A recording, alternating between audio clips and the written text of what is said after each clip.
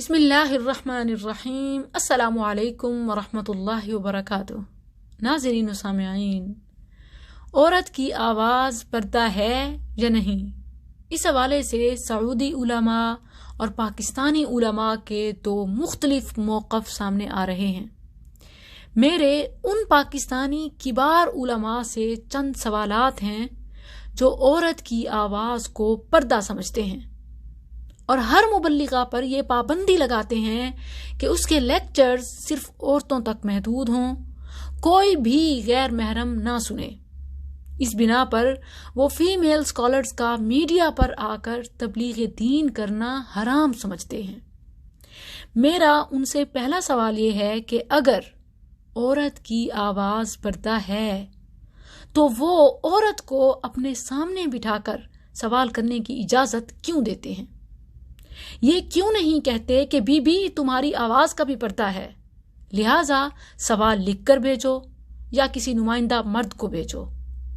اور اگر ان سے یہ سوال کر لیا جائے تو فرماتے ہیں کہ وہ تو عند الضرورہ ہے، یعنی ضرورت کے تحت جائز ہے۔ میرا سوال یہ ہے کہ ضرورت کے تحت عورت فیس ٹو فیس بیٹھ کر سوال کر سکتی ہے تو اپنے گھر میں بیٹھے ہوئے با پردہ سوشل میڈیا پر جواب کیوں نہیں دے سکتی، جبکہ اس کے پاس علم بھی ہو اور وہ مردوں سے ان لمیٹڈ فاصلے پر بھی بیٹھی ہے؟ کیا یہ کھلا تضاد نہیں ہے؟ ناظرین، یہاں یہ بات میں واضح کرنا چاہتی ہوں کہ قرآن کریم کی کوئی ایک آیت یا رسول اللہ صلی اللہ علیہ وسلم کی کوئی ایک حدیث عورت کی آواز کے پردے پر دلالت نہیں کرتی۔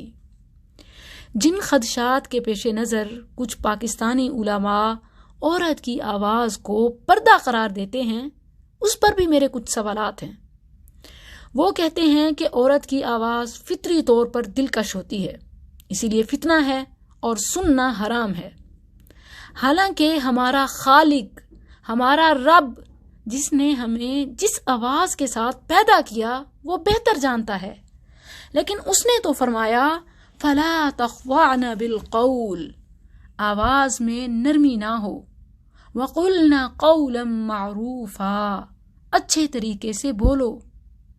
میرے خیال میں جب اللہ نے فرما دیا مناسب انداز میں بول سکتی ہے، پھر بھی اگر کسی مرد کے لیے فتنہ ہے تو وہ نہ سنے، اس کے لیے حرام ہے۔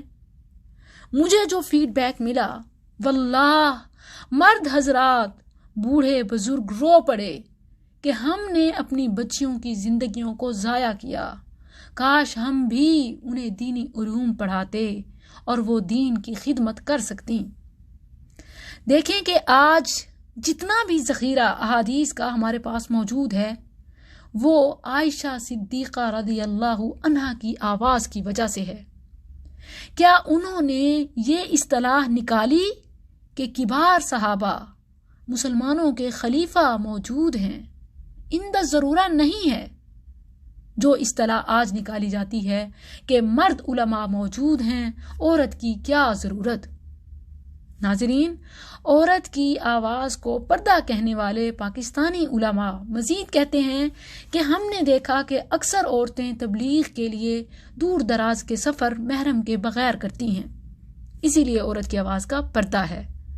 میرا سوال یہ ہے کہ اس طرح تو انہیں محرم کے بغیر سفر کرنے پر فتویٰ دینا چاہیے، نہ کہ تبلیغ اور آواز پر۔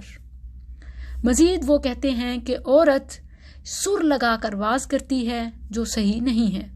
ناظرین، پھر تو فتویٰ واضح دینا چاہیے کہ سر منع ہے، سادہ نارمل طریقے سے تبلیغ کر سکتی ہے، جیسا کہ سعودی کبار علماء کا فتویٰ ہے، اور یہی بات تو قرآن کریم کی ہے، فَلَا تَخْضَعْنَ بِالْقَوْلِ، آواز میں نرمی نہیں ہونی چاہیے، یعنی آواز میں نرمی سے منع کیا گیا ہے، بولنے سے نہیں، بلکہ مزید آگے وضاحت ہے، وَقُلْنَ قَوْلًا مَعْرُوفًا، معروف طریقے سے بولو۔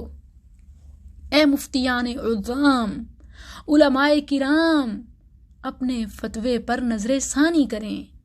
جب اللہ نے اجازت دی وَقُلْنَا قَوْلًا مَعْرُوفًا، تو کسی کو روکنے کا کوئی حق نہیں ہے۔ اور جو یہ کہا جاتا ہے کہ وَقُلْنَا قَوْلًا مَعْرُوفًا، یہ صرف عند الضرورہ ہے، پھر تو معاشرے کی اصلاح اور بایولوجیکل اس دور میں عورت کی آواز کی ضرورت اور بڑھ جاتی ہے، کیونکہ آپ خود ہی کہتے ہیں کہ ضرورت کے تحت بول سکتی ہے، جبکہ اس میں کوئی شک نہیں کہ ضرورت پہلے سے بھی زیادہ ہے۔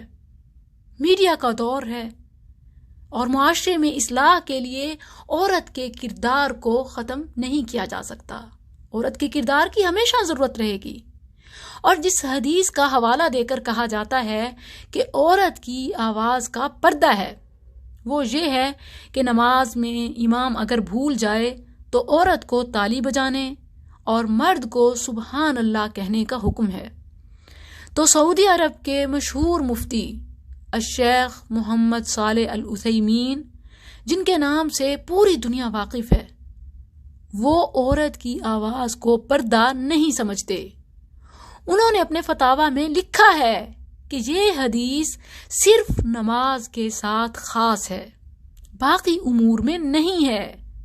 شیخ العثیمین نے سنت سے اس کی دلیل بھی دی ہے کہ عورتیں مردوں کی موجودگی میں رسول اللہ صلی اللہ علیہ وسلم کے پاس آتیں اور سوال کرتیں، انہیں منع نہیں کیا جاتا تھا۔ اگر عورت کی آواز غیر محرم سے پردہ ہوتی تو رسول اللہ صلی اللہ علیہ وسلم ضرور منع کرتے۔